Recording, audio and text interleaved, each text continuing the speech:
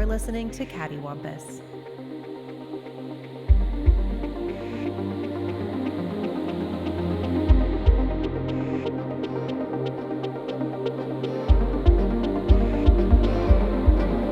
Oh my God, it's been so long. Wink, Several wink. Weeks or months. Not at all. Several. It might have been years. Who since knows? the When last was the recording. last time we talked Time- about Ernest?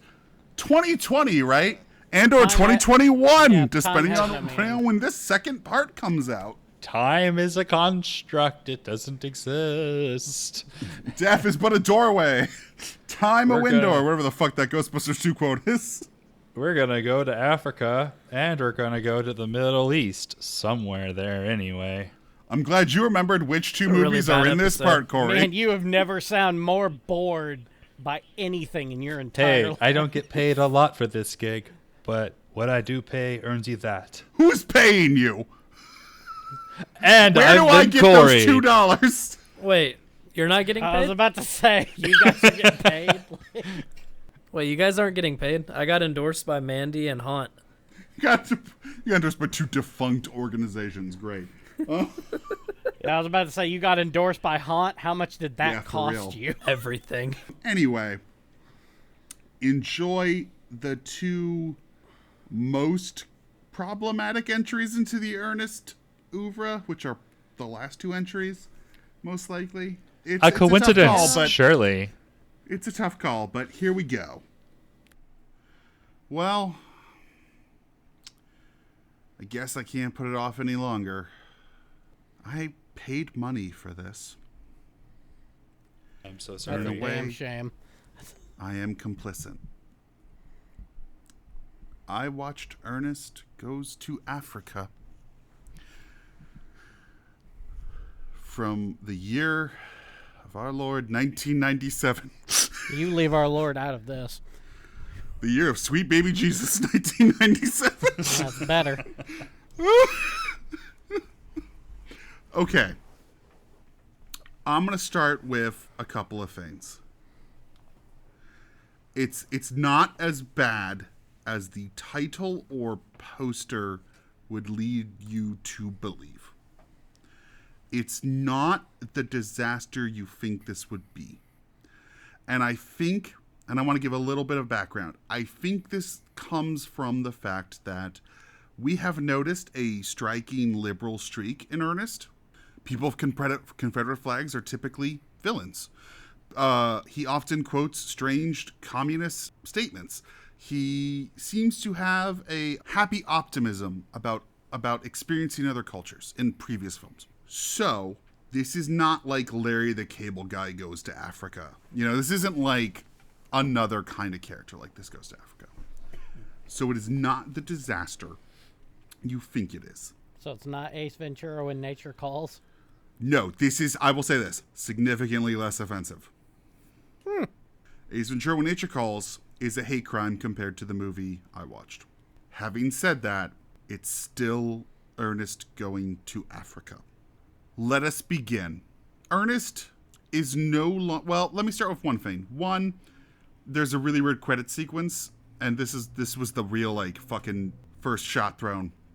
Mostly it's Ernest just mimicking funny animals from Africa. It feels very Lion King as far as like, look at Ernest be like a meerkat, you know what I mean?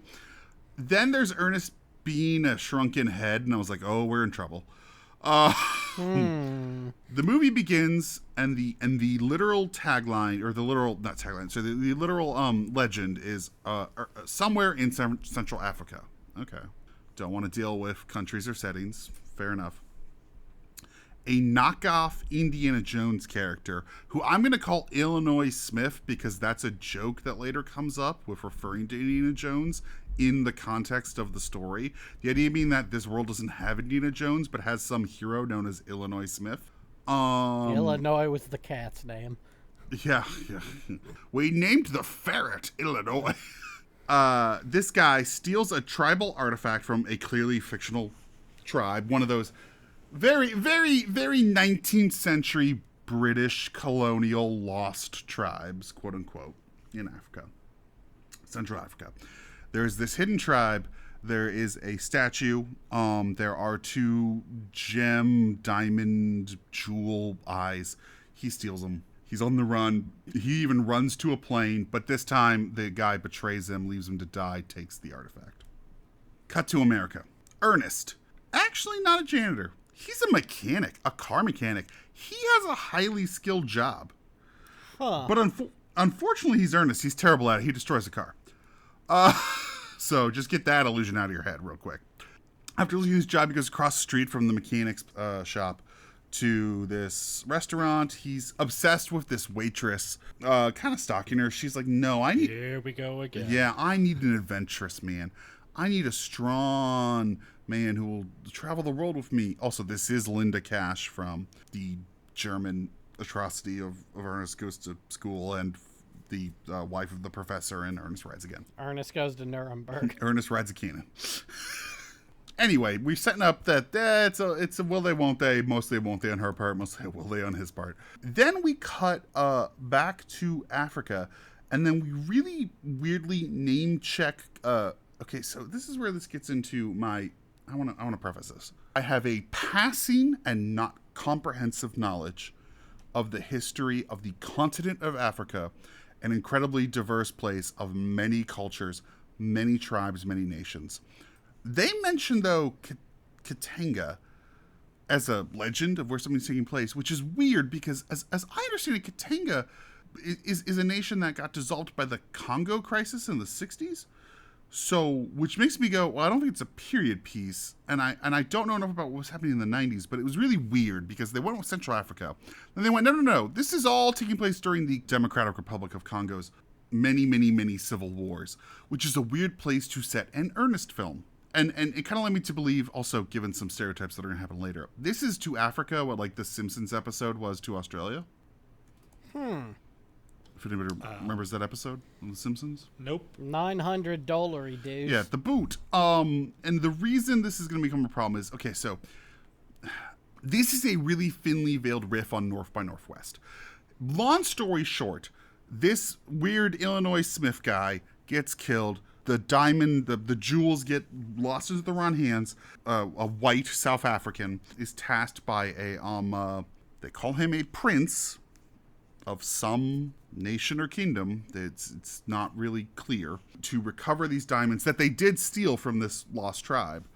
And they mistake Ernest for a spy who knows where the diamonds are. So this is North by Northwest.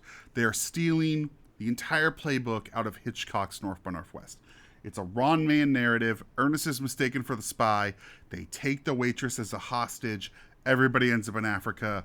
Ernest, a.k.a. Agent 32. He's not. Also, Ernest does not play Agent 32.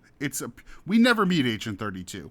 It's just these people, for some reason, think whoever Agent 32 is must be Ernest, and he must know where this shit is. It's clearly the man dressed in too much denim. Yes. Only he could be a spy. Exactly.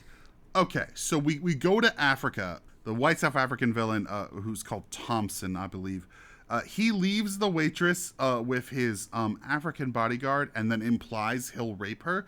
Okay. And also, a weird side note, it kind of looks like that scene in Iron Man 3 where Tony Stark is captured in the mansion of the Mandarin, where he's tied to like a chain link fence. Do you remember this? Mm-hmm. I always try to forget that movie. It's kind of scene for scene. Anyway, it's weird, except, rape's implied. Then, here's where things get really weird. So, Ernest is left to go find the diamonds. He's dropped off at the Crocodile River. So, the Crocodile River it's the name of the sign, and to their credit, it's spelled as South Afrikaans, like crocodile. That's a real river. And I looked it up to make sure. That's in South Africa. So for anyone wondering the difference between South and Central Africa, it's about 2,500 miles. So Ernest is somehow going to find this. At first I thought, well, obviously Ernest is going to fall into the river. Crocodile action comedy scene. Laughs ensue. No, he does fall into the river. But then we cut away. And then we cut back to him after a couple of other scenes with the waitress and the captor. And he's just out of the river. And I was like, so no crocodile scene. Well, that's sad. Okay. But, okay, here we go. Okay. I gotta steal myself. Sorry. Let me. Get some liquid courage here real quick. Okay, here we go. Take your time. Ernest comes out of the river and he wakes up and he's covered in mud. Oh, boy. I'm going to take a drink now. And he realizes he's covered in mud. He removes his clothing because he's like, the clothing's covered in mud. Somehow his whole body's also covered in mud, though, underneath the clothing. And your first thought is, and I know everybody's steeled for it, oh no, blackface. Then the scene takes a turn.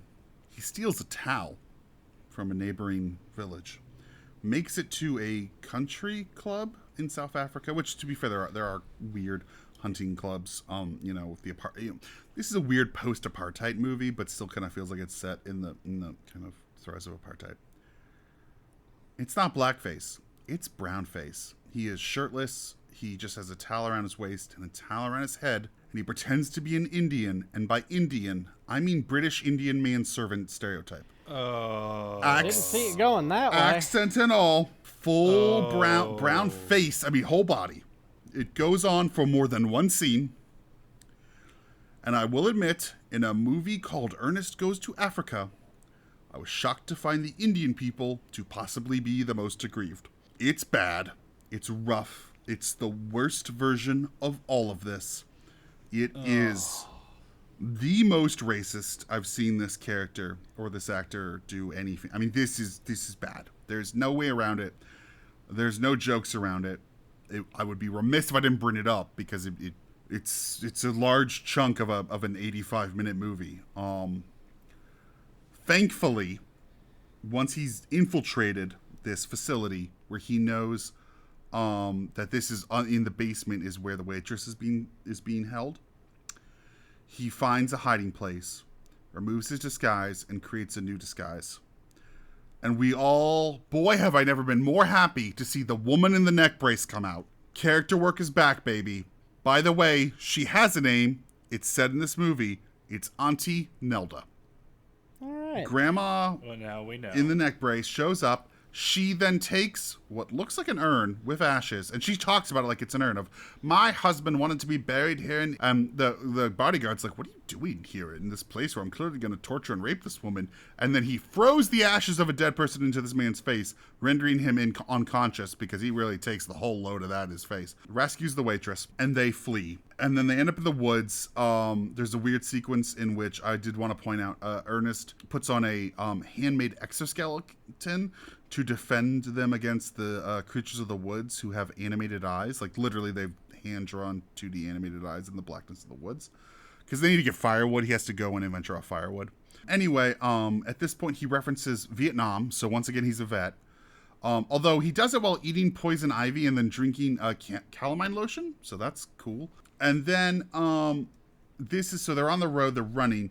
This is a really weird point where they end up at a point where they refer to them as Zulus, which, again, talking about geography and stuff, let's just leave that. Ernest makes a joke that he claims to know 19 Zulu dialects. The waitress goes, how do you know how'd you learn 19 Zulu dialects, Ernest? And he goes, worked at a record store.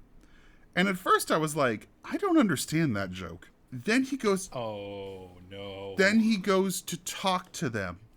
And he starts speaking to a group of people he believes to be Zulu natives. And he speaks in a very fake, very quote-unquote jokey version of jive talk from the 70s. Oof.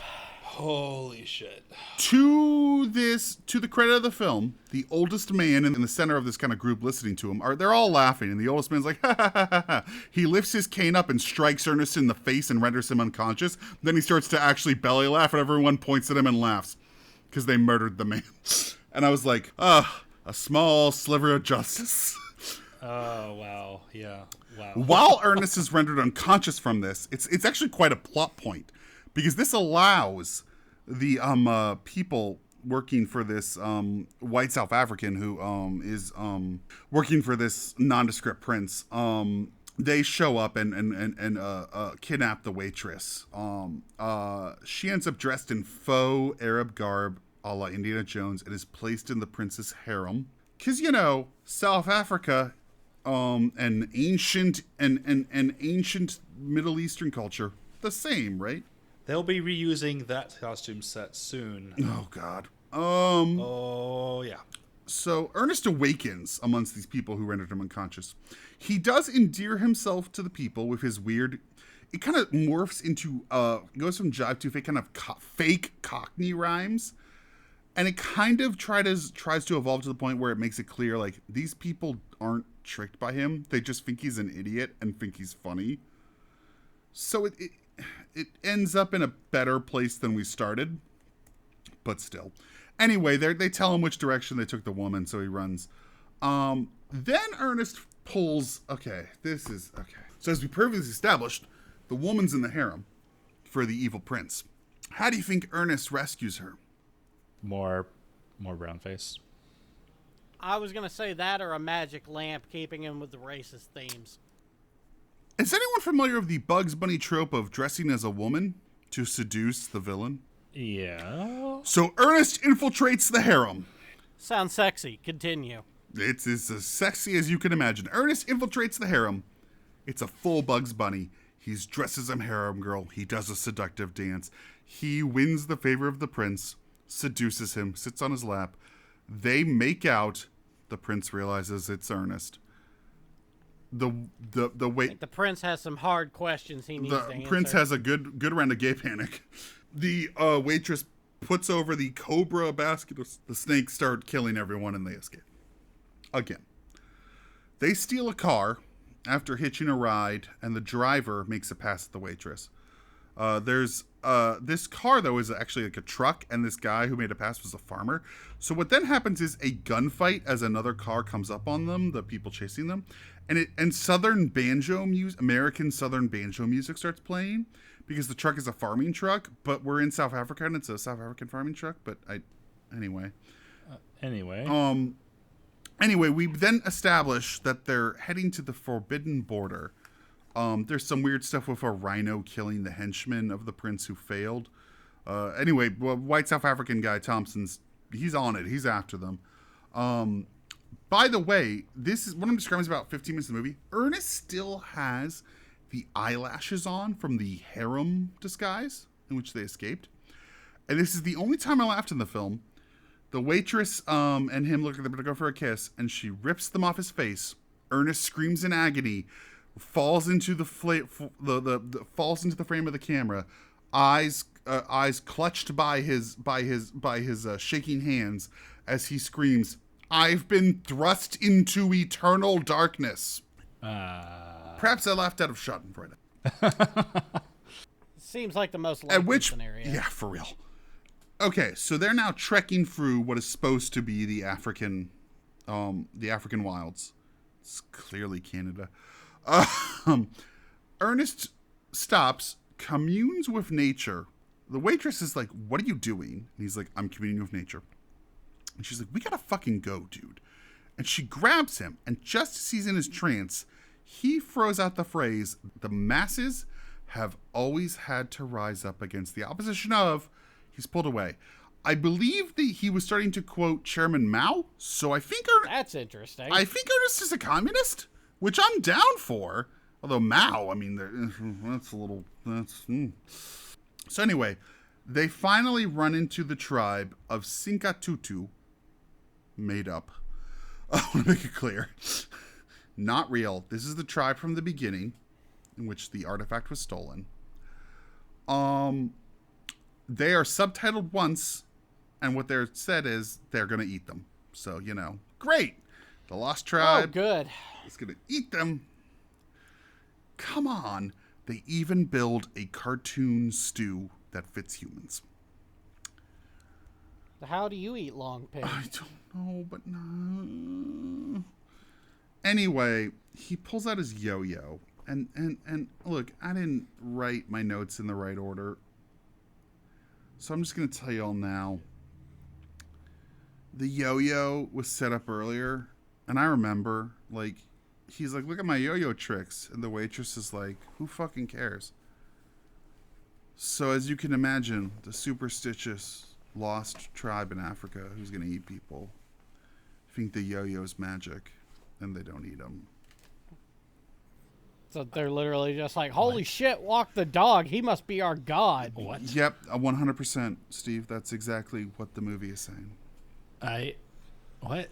Yep, Okay. yep, yep. Okay. And then this leads the tribe leaders start talking to them in English. And I'm like, you speak English? Okay. White South African guy tracks them. Claims Ernest is the one who stole the eyes of their statue, these gems, and demands a trial by combat. And everyone in this tribe says sure. We then cut to Thompson, who's changed into what I can only describe. He's always been in safari gear. He is now changed into a 1980s American Ninja villain gear. Your black, pads and stuff. I'm like, I guess he carried that with him. So he throws a bunch of weapons at Ernest. Further cartoon logic ensures. I will say there's something somewhat charming about. So there was like a wooden table, and it's your basic 2x4 panels, and Ernest sets the table up to avoid being hit by the shurikens and the axes and stuff. And then the guy starts chopping away at the table, and each panel falls off, and Ernest is ducking to the point where there's just one panel left, which is obviously too thin for any human, but you can't see Ernest until he peers out because it's like a digital optical effect, like Bugs Bunny, like a very intentionally cartoonish shot where I was like, oh, that's clever. And thought was put into it. Ernest defeats him with the yo-yo. He yo-yos the dude in the face, knocks him unconscious. The tribe cheers. The yo-yo breaks. And this is where I realized, despite watching the movie, Oh my god. I didn't connect it. Ernest picked the yo-yo up earlier in the film. Those are the eyes. It's the eyes. Yeah. Which, by the way, means the villain was right. Ernest did take the eyes. He has them. The guy was right. Anyway, he's made a hero by the tribe. He goes back home, and then, ironically, the waitress goes, actually, I think I need a simple hometown guy. I can't live your fast-paced life, Ernest. You're a man of the world. And Ernest does a very Ernesty, only arrogant moment, but in a very fun one scene Ernest of that's true. I am a man of the world. It's very great. You know what I mean? And then he accidentally hits something, or oh no, he accidentally ends up with an egg on top of his head, and he goes ew, and credits. Well, what an adventure. What an experience, and I'm glad it wasn't mine. I paid for this movie. How much did you pay? How much? Yeah. I rented it in SD. Brian, how you were gotta see it in HD? No. I paid $2 to rent an SD, and I still am looking for some ream. Look, here's the thing. I pay the hosting costs for this. No worries. Doesn't even faze me. I'm looking for my $2 back. I'm like, boy, can we set up a Patreon to just get me my $2 back? You can do a GoFundMe. GoFundMe. I had to watch this movie. In case Please anyone's donate wondering, 1 penny. I rank it the lowest Ernest film ever. There is no worst Ernest film that I've seen. All right, Corey, you watched the final Ernest film in 1998. In 1998, Let us Osama know. bin Laden declared a holy war against the United States. He had many motives. I'm not going to go into all of them now, Wait, really? but one of them might just have been this movie. Oh, I'm so excited. 1998, he signed a fatwa calling for the killing of Americans, and he had several complaints about U.S. support of Israel and our Okay. intervention in the Middle East. Yeah. And I'm sorry, we might have been asking for it with this film. We were dressed was- very provocatively.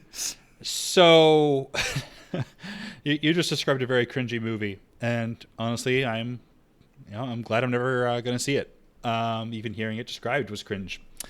This wasn't maybe as bad, but it was definitely in the same ballpark, I think. This was definitely my lowest rated Ernest movie, getting that out of the way.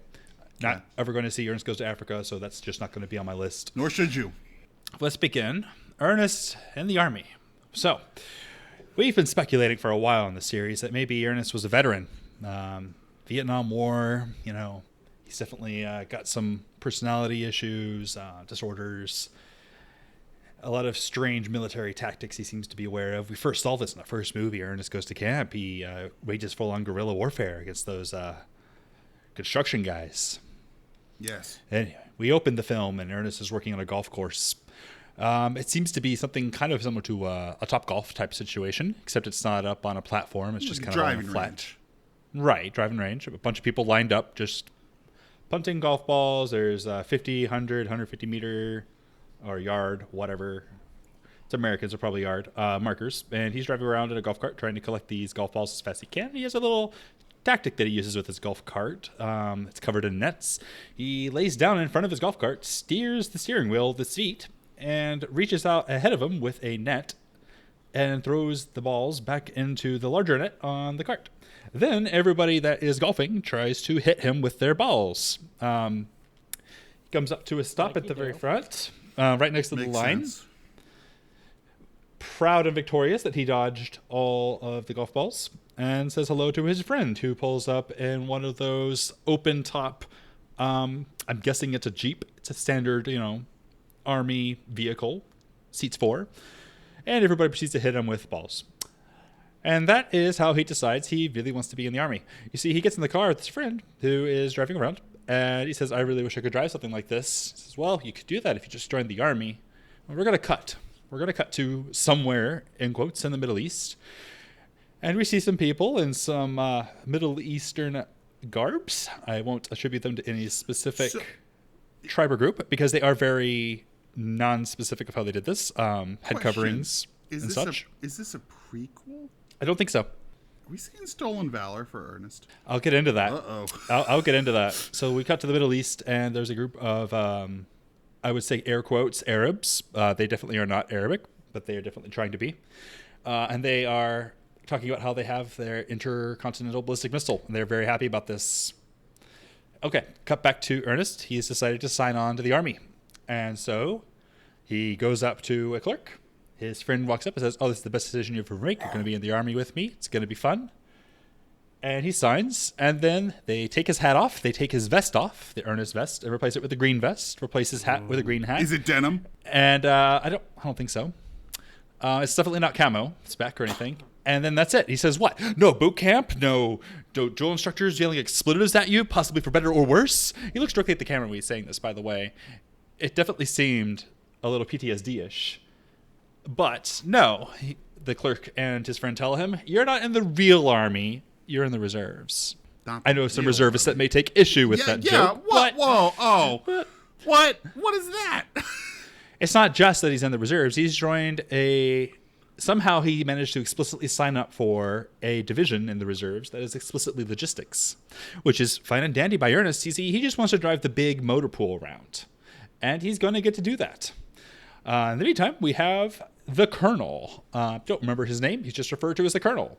And he comes up to the general of this platoon or what division or whatever. I don't know my military terms that well. Mm-hmm. And says that he needs his reserve to invade. There is a threat to national security, and he needs this guy's men, and he needs them ASAP. So they agree to go and invade Karifistan. Not a real place. I checked. And I had to check a few times. And I've got this in my notes a few times with question marks. Is it Karifistan? Karifistan? Well, it's fictional, really so it can be whatever you want. Karifistan? But it ends with a stan, so that's how you know it's Middle Eastern. Of course, we already saw that from... Parmistan. That's how you know they're the bad guys. Like Parmistan in Gymkata. Sure. Gymkata, it combines the skill of gymnastics with the kill of karate. Okay. I know what we're doing for the next episode. The most recent Call of Duty, and also invaded a fake Istan. Anyway, it's a trend that isn't going away. That game came out last year. So Ernest is now officially enlisted, right? So he has to come to, it's not drill, maybe it's called drill. Everybody has to stand in formation and wait 4 hours for the CEO to show up. And Ernest is eating these chewy gummies that are extremely chewy, so chewy that, and I quote, it took a week for me to get those out of my teeth last time I had them, his friend remarks. But Ernest is just downing a whole giant movie theater-sized box of these things. And as he's chewing on them, the colonel, who is addressing everybody, decides to come up to Ernest and give him flack, rightfully so, for not being in uniform and for chewing on candy when he should be paying attention and standing at attention. As he is told to consume the rest of the box and then to consume the box itself, Ernest has now got his mouth quite full. And then the colonel decides he is going to punch him in the gut for not doing it fast enough. So Ernest spits up this spitball of disgusting, just half-digested gummy material all over the colonel's face, who nearly suffocates to death. Question: Is it R. Lee Ermey?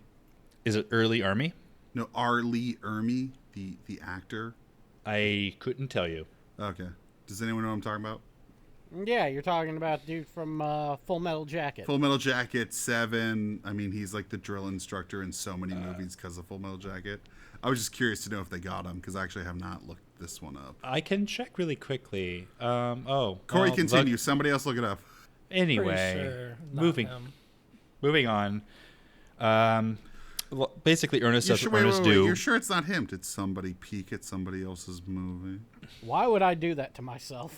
Right. No. Why would I subject No, myself to this I'm good. nightmare? Anyway, Ernest Continue. gets punched in the gut, spits a slime ball all over the colonel's face. Everybody has to try to get the slime ball off before he suffocates because the man can't breathe. He has a gelatinous mass on his face. Ernest grabs a That's chunk of my it, fetish. drags it over to a car, and then the car is pulled forward by the elastic force of this gummy candy, and it runs over the colonel, but freeing up the gummy mass from his face so that he can now breathe. Long story short, Ernest and his friend are now in trouble. So they go to the general, and he starts yelling at them. Of course, the general's not actually that mean of a guy. Every time we see the general, he's talking with one of his officers. Like, how rough should I be? How mean should I be? And, his officer gives him a kind of gauge for that. Be a little softer on these guys. Definitely be a little stern with these guys because they really messed up. Anyway, his friend has a heart attack. We hear a heartbeat that gets faster and louder, definitely coming from the friend, who literally just falls over. And he wakes up in shock as Ernest is leaning down to give him CPR. We just see Ernest's giant mouth coming towards the camera. And now we're at the hospital. His friend is on oxygen. Ernest has come to say, "I'm so sorry," yada, yada. Ends up tripping on a cable and pulls out what seems to be a catheter. And proceeds to try to stab it back into his friend multiple times. What? Before shoving it into maybe his belly button. We don't really see that, but it's a very distinct type of needle that we do see. It definitely reminded me of a catheter. And Ernest decides to squeeze the water bag a few times, and his friend's pulse comes back. And so Ernest leaves. Now, we're going to cut away from this having nonsense. saved a life. Right, having nearly killed his friend again. We're going to cut away, and there is a unfaced man in a very dark room, and another man comes into the room through a door very far away. We barely see him at all with the lighting. And this guy, I noted him as Dark Dr. Evil. He kind of looked and sounded a bit like Dr. Evil. He had a white cat that he was petting, a very fluffy cat. So at this point, though, it's got to be like a Blofeld thing, though, right? What do you mean? Dr. Evil's a parody of Blofeld? I haven't seen Austin Powers in forever. No, Blofeld is a James Bond character. Is it? Yeah. Oh no, I've exposed Corey. James. We don't watch good movies here, so it's perfectly okay. He doesn't know. Dr. I don't- Evil is a parody of a James Bond villain. Mostly specifically from the 60s books, or 60s films and the 50s books, named Blofeld. He was the head of Spectre. He wore in the films, he famously wore a white Nehru jacket, white pants, white Japanese sneakers, and he had a fluffy cat, and you never saw his face. Definitely a parallel to that then. The scarred probably. face of Dr. Evil comes from when they finally revealed Blofeld in You Only Live Twice, and he was played by Donald Pleasance. So I haven't seen the older James Bonds. Oh, you're good. No, but that's many the years. reference point. You will know him from the most recent James Bond film, Spectre, in which he's played by Christoph Waltz, in which he's reimagined as James Bond's half-brother who was jealous James Bond skied too well. Yeah, that sounds about par for the course lately. we're going to cut to the news. Channel 3 news, not to be confused with Channel 2 Action News, where they are announcing to the American public that Operation Sand Trap is now in progress. Okay. Yeah. And that's where Ernest first sees this reporter, Sydney. And after meeting his friend's girlfriend, whose name is, and I quote, Baby, Ernest, this is my girlfriend, and her name is Baby. Anyway, Yay. Ernest decides he really wants a girlfriend. Yay. We're going to have another one of those arcs. And there seems to be a recurring trend here, right? But that's not really important right now. And Sydney has her own interesting story. They are cutting. We're cutting after that little news article, and we're on the beach. Sydney has her own interesting book written by Ellen Dean Foster. We're going to cut to the beach because Middle East beach. There's a lot of beaches there. And oh yeah, if anything I know about the Arab world, it's covered in beaches. Yep. Ernest spots a jellyfish. It's a very rare jellyfish, and it's been unfortunately washed ashore during high tide. Ernest stops the entire march to point this out, and the colonel gets very angry with him for stopping the march over such a trivial issue and makes him do 20 push-ups over the jellyfish, which of course sticks to his face because it's actually a pile of jello in the sand. Anyway, after Ernest does more than his 20 so push-ups... it's not really jellyfish, it's literally just jello? It's a jellyfish made of jelly. But in the... Sorry, just to clarify, in the world of the film, he was eaten by jellyfish from the face. He does push-ups repeatedly into a jellyfish, which sticks to his face in the same fashion that jello would. But it is a jellyfish. We are meant to understand it's a jellyfish. It's a rare species of jellyfish. So he's gotten face-huggered by a jellyfish. He's gotten face-huggered by a jellyfish, absolutely. Very good. Continue. He does his 20 push-ups. Actually, we cut... Notice how I'm always like, so tell me more about how Ernest got hurt. So there's a fade cut, my favorite kind of cut, and it's the same time of day, but the whole platoon's gone. And he has counted to 1,020 push-ups. Now, I did note that the colonel did ask for 20, so I don't know why he did 1,020 or how he was able to do so many while pushing up into a jellyfish's face. A kid walks up and sells him a good luck charm for $50, or tries to sell it to him because he's new to these parts. He's American, and he's stupid, and he needs a good luck charm. Ernest asks if he has stupid written on his face. $50 is ridiculous. The new offer is $60, and Ernest pays it. Seems like it's a rat skull or something. I can't really tell what it is. Yay, capitalism. Anyway, we are going to cut into the camp where we've set up. Ernest finally managed to find his way over there. We kind of skip past him being lost in the first place, but hey, he's at the camp. We're all sitting down in little lawn chairs, and the colonel is giving a demonstration about these new landmines that the local militia have and using that look like normal rocks. And he gives everybody one regular rock and one landmine, which also looks like a regular old rock. About 6 inches by 6 inches, pretty normal size rock. They look identical. Everybody passes them around. They can't tell the difference, and that's the point.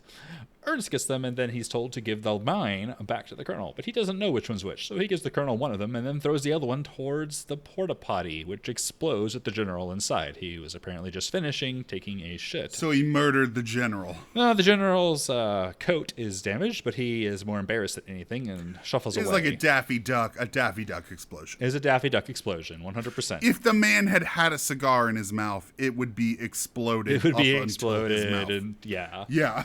He's got toilet paper all over his back. His coat's all cut up from the shrapnel, I guess. And of course, the porta potty's gone.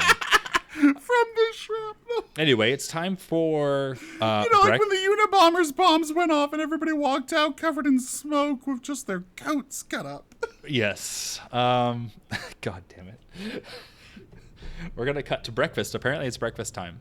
I mean, sure, why not? Still looks like the middle of the day. And Ernest volunteers to go make pancakes, which of course goes about as well as you would expect. He throws a whole bunch of eggs, shell and all, into a pot. It was worth noting that kid that sold him the good luck charm has magically appeared and apparently doesn't require security clearance to hang out around the camp. Is this a Wait, I'm sorry. I just gotta stop you. Is this kid actually magic?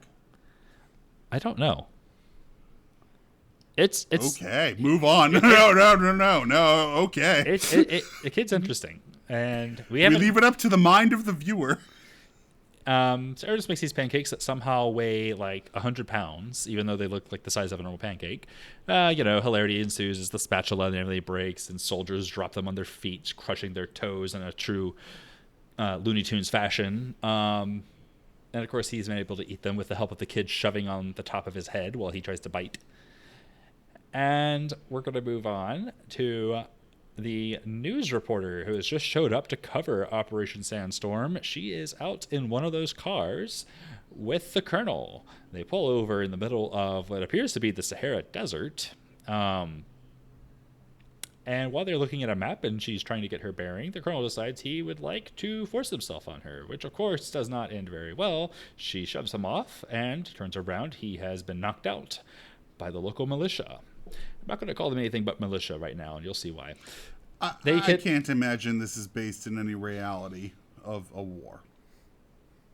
Well, the militia capture both of them and take them to a tent where they're tied to the center pole of the tent, which of course, as you know, means they can't go anywhere. And that's where we hear the reporter's name for the first time. Her name is Sydney. Now, turns out the colonel was actually working for this Middle Eastern president for life. And that is how he's addressed multiple times, the president for life. And he says, I delivered you the media like I said I would. Now let me go. But the colonel, he's in for a rough surprise. You see, the Middle Eastern president for life doesn't have any intention of letting the colonel go. So he captures him again after he let him loose. We're going to cut away. So they have a video that's broadcast showing the colonel and the reporter. And she says that she is Sydney and she works for Station 32. Which Ernest catches on to really quickly. He says, wait, she works for Channel 3, not Channel 32. And then he turns around behind him. And it turns out there's an area of the desert that's about to be carpet bombed by the U.S. called Sector 32. And he puts it together real quick. Oh, they must be in Sector 32. So he rushes off to go look for her. Because he has a crush on her. Anyway, he defies orders. He's confronted by multiple officers and just walks away. No guns or anything. He's going to go find them. We have a scene, a montage of walking through the desert, being hot and thirsty. Turns out chocolate milk doesn't keep very well in the heat. He throws his canteen down. The day is hot. Milk was a bad choice. Actually, that may or may not have been the exact line. At some point, that's the line from Anchorman. Wait, is Anchorman referencing this Ernest film? Possibly. We cut away again, and he's still in the same duny desert, and he peels off what looks like a strip of tape from his lips, and he says, "Oh, the chapping is so bad," and he throws the tape to the ground. I mean, his lips to the ground because the chapping's so bad. And this is all important. These are all clues later on. I'm sorry. So it's like a snake. Like he shedded the quote unquote skin of his lips, even though lips don't have skin. Exactly. He throws that down, and then he throws down his utility belt, which had some other probably important things on there. Meanwhile, at the camp, the kid's still hanging out, and he hears that Ernest went to Sector 32 to go look for Sydney, very specifically. Nobody's going to go look for him or them because it's just a civilian, and it's just Ernest. So the kid decides he's going to go run off, and that's the last we see of him for a while. Ernest finds the camp, and it says, warning, poison-tipped fencing, in English, by the way. Remember, we're in Kyrgyzstan, somewhere in the Middle East. But the signs in English... Kyrgyzstan was settled by the English in 1840. Oh, wait, it's fake. Continue. Anyway, he finds this camp, and it says, warning, poison-tipped fence. And, of course, he walks into the fence, gets shocked and knocked out. He wakes up, and now there's... Wait, he's shot? Wait, is he poisoned? He's electrocuted by the electrical fence, then why is it which said it was poison-tipped? poisoned. And he says, well, at least that wasn't poison. But he was just shocked. So he wakes up, and now there's an Ernest-sized hole in the fence, just like a Looney Tune. Oh, thank God. Now he can get in. Yep. So as he walks in, he stands up, puts his hands up in the air like, haha, shocks himself again, knocks himself out again. Somehow nobody's noticed the power surges on the fence, even though he's now in the camp. Anyway, so he goes into this tent. He just goes into the camp, sneaks into this tent. Oh, he opens the tent flap. He opens the tent flap. It says, I found you. And it's just the reporter, Sydney. She's just tied up at this pole. And then he closes the flap and then cuts a hole next to the flap to go in with his knife that he had. And she remarks, who do you think you are, Rambo? And he replies, of course, well, almost. Anyway, the kid is snuck into the camp at this so is point. this like, I was going to ask, is this like Rambo 3? Is that what we're doing here? Maybe. Like, there's a direct Rambo reference right there, right? Do they thank the freedom fighters of the Mujahideen at the end, like in Rambo 3? So the kid sneaks into the camp, and he decides to steal a truck. In the meantime, while Excellent answer. While Ernest is trying to save Sydney, he ends up getting his foot stuck under the support pole for this tent and ends up causing the tent to fall over, which causes a bunch of militia to jump into the tent with them as it's collapsing, and everybody outside the tent just starts whacking anything bulging in the tent with the butt of their gun. The kid has snuck into the camp and steals a truck. Not just any truck, though. You see, there's a lot of mayhem. Ernest and Sydney manage to get their way out of the tent while the militia continue to melee each other with the butts of their guns through the tent because they're idiots. Just like Ernest is an idiot. Anyway, the kid's stolen a truck, and Sydney and Ernest jump on the truck. And of course, who else is on the truck but the ICBM, which has the colonel rope tied to it. Yep, he is tied to an intercontinental ballistic missile on the back of this truck.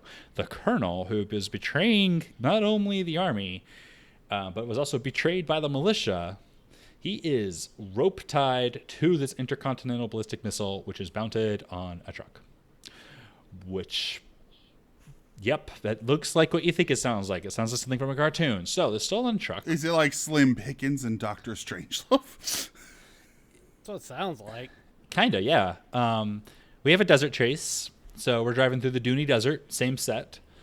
The militia have these interesting, they look like tanks, but they're like the size of ATVs. Sydney shoots some type of submachine gun while Ernest is driving back at them and ends up killing a few men. They fall off their cars, and the cars stop moving, and they don't explode, but they catch on fire. It's interesting. Turns out this is all part of an even bigger plan. So we cut back to Dark Dr. Evil, as I have noted him, and he wants the Pluton bomb. The what bomb? And that's what I said. I'm like, this is the first time I've heard this term, Pluton bomb. It turns out, so the Army referred to it in the very first act as the Intercontinental Ballistic Missile, which it is, but he's calling it a Pluton bomb. And actually, he was trying to steal this Pluton bomb from this militia for some reason. So we're gonna cut back to the chase because we're being chased, and I guess Sydney's run out of ammunition. So Ernest goes to the front of the truck and does the same thing he did in the first scene of the movie. He gets a very long net, lays down on this little tray in front of the truck, and proceeds to start flipping rock mines over the truck's arch and hitting the enemy vehicles, which causes them to explode. And definitely more people dying here too, by the way. They get through. But of course. They get through the minefield of inconspicuous rocks in a Dooney Desert. And it's revealed that the colonel actually works for not Dr. Evil. And by stealing the ICBM, he has guaranteed himself $100 million. Of course. That's really how much What's you're 100? trying to do this for? Yes, $100 million. In the meantime, the militia have caught up and are shooting. Ernest shoves Sell Sydney. your oil interests, you weird fictional Arab country. There were a few jokes about that as well in the first act, about oil prices getting too high, so we need to go and deploy and do Operation Sand Trap. Ha ha ha ha. Really funny given this is Oil prices are 1998. getting too high. Let's start a war. Anyway, Ernest shoves Sydney, her hand falls on a big red button on the side of the truck, which causes the missile to fire, and the colonel was still somehow attached to it, even though he definitely got cut loose. So the missile lodges itself in a dune with the colonel attached to it, and then proceeds to explode like a bottle rocket or a firecracker. The general pulls up in a caravan. And is this Ernest's first murder? I mean, unless you count all the ones in camp that definitely happened. No, but like on camera murder? Like it seems like it. So he fires the missile. The general shows up. Of course, promises Ernest all of the medals, which the general is promising, and the officer who is consulting with him is then fired for giving him bad advice all the time. Roll credits. yay! what was offensive? The Middle Eastern militia. What was the offensive? The concept. A lot of it's 1998, so It was a different. it was a different time, but not for much longer because, as I said earlier, did it really end with Ernest's first murder? it ends with Ernest being given all the medals, or being promised to be given all the medals. But like realistically, this is the first on-camera death Ernest commits. I don't know if the colonel is dead or if his head is just stuck in the sand and his feet are kicking around. Either way, the ICBM doesn't seem to have really been an ICBM since the explosion was so small. It was like Okay, fair enough. Okay, well, it was like a firecracker went off. Like, Look, I'm it was looking for any reason not to think this Look, series doesn't the- end with Ernest the fire- murdering a Middle Eastern. the fireworks you set off from those little cardboard tubes on 4th of July, those fireworks are more explosive than this intercontinental ballistic missile, aka the Pluton bomb, which was somehow worth over $100 million. Well, Corey, how would you rate this last Ernest film against the theatrical films you've seen? It doesn't even compare. Fair enough. I mean, at least a couple of these other theatrical films were kind of like, movies, even if they were like a little bad. There were redeemable moments. This movie was Right. cringe. The humor was lower than slapstick. Nobody older than the age of 4 really would have found this funny, I think. I certainly didn't get any giggles out of it. And I'll be honest, a few of these movies, I had some giggles. Like, they were there. There was nothing like that here. There was a lot of They were me saying, oh, no. Well, friends, what do we have to say in the end run? We've come to it at last. The end of Ernest. It was quite an odyssey. In many ways, it defined the podcast in 2020, which, to be fair, there are worse things to have defined a podcast in 2020. Yeah, Earnestly, there are worse things. It was our quarantine, was the Ernest films. We weren't allowed other culture. I feel like we deserve better, but at the same time, maybe we don't. Well, I don't think we do. I think this is right where we belong. I feel like, at least with Mandy, I had an interesting movie to watch for the finale. Oh yes, we yearn for the Nick Cage of things. Oh, I'd rather watch Mandy 4 times in a row than do another one of these Ernest movies. See, now you I- appreciate Mandy. You're not Yes. upselling it when you say it that way, Brian. Yeah, I hesitate I finally to say, get the brilliance of it. I appreciate the visual spectacle that movie was in retrospect, and it was a visual spectacle. This was painful. Thank you, everybody. I hesitate to say that I would appreciate any Nick Cage film over what we did, because that's a Pandora's box I don't want to open. Any Nick Cage film? Let me just open yeah. IMDb. Even yeah, for real. Vengeance, a love story.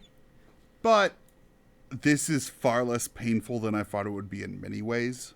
I'm honestly really surprised that they made 9 of these. Understandably, 4 of them That's a direct to lot. DVD. But It is a lot. I still, mean, as a kid, I definitely watched these multiple times. I barely remember it, but I definitely enjoyed them as a kid, and I think they did. I think he did what he set out to do with these. I'm glad we're done. I'm glad we don't have to do any more.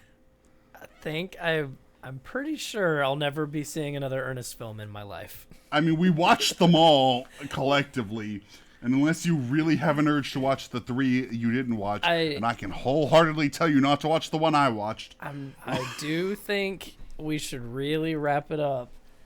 And I know this is supposed to be the end, but I really am interested in that one, the film before all of these. The Imaginarium of Jim Varney. The Imaginarium of Dr. Jim It Narcissus. sounds way more interesting than any of these films. Hold on. It's part of the Criterion collection, I'm Some- assuming. Some yeah, kind of of course. rainbow machine. You are referring to Dr. Otto and the Riddle of the Gloom Beam. Yes, I would agree. And also, like, in the same way we have promised to return to Nick Cage, and we will. That Dr. Even the name Dr. Otto. I think we should save it as our return. For a rainy day. I think we will revisit this with some context. We've been really lost in it. This has been the mindset of the podcast for a long time now. We should be returning to Nick Cage pretty soon, though. Because I'm waiting for that movie where he plays himself. I'm waiting for that one, or I'm really interested in this jiu-jitsu movie, man. I feel like that's going to be disappointing. I know, that's why I'm interested. Yeah, they're definitely hit or miss, but, you know, for the most part, they capture the spirit of what Jim Varney and, what's his name, John Cherry set out to do, which was make some really just cheap slapstick humor that appeals to a wide range of audiences. I really liked when you're like, what's his name? I was like, Vern, Steve. No. Vern. Notice how Vern... Wait, was Vern in any of your movies? He wasn't in mine. Nope. Did anyone get a Vern? No, Vern is gone. Vern must have finally died. Working around all those nuclear particles. Or what was the term, Corey? Pluton bomb. Pluton. Yeah, Vern died working with Crouton Pluton. missiles. Yeah. That's Yeah, unfortunate. not seen there. The character of Ernest is exposed to lethal amounts of radiation after the Pluton bomb detonates in the desert. It was in the Alan Dean Foster novel. Kazakhstan. I misheard you and thought you said the character of Ernest. I was just like, character why of is it taking me Vernus. so I am long to make Vernus, the joke Vernus? son of Vern, Ernest. and I will have my vengeance in this life or the next, Ernest. Oh, I figured out a reboot. Well, guys, it's been an Odyssey. This is our second marathon, our second miniseries. I am gonna rethink how miniseries go after this, because this was. All right, guys. Final thoughts on Ernest? It's over. It's over. It is over. We're Excited to move on. To greener pastures. Rest in peace, Jim Varney. So long, and thanks for all the fish, I guess. That sums it up, I think. I would agree. Well, I've been David. I've been Corey. I've been Steve. And I've been Brian. You know what I mean. Yay! You've been listening to Cattywampus. You can follow us on Twitter, Instagram, Facebook, and Tumblr at CattyWampusPod. Email us at cattywampuspodcast@gmail.com. Music by Tilly.